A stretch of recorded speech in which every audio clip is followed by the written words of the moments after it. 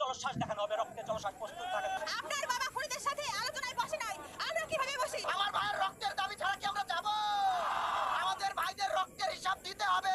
মানবাধিকার উন্নয়ন ফাউন্ডেশনের যশোর জেলার যশোর আইনজীবী সমিতির 12 জন আইনজীবী আজকে ছাত্রছাত্রীদের এই প্রোগ্রামে সংহতি জানানোর উদ্দেশ্যে মূলত এসেছি।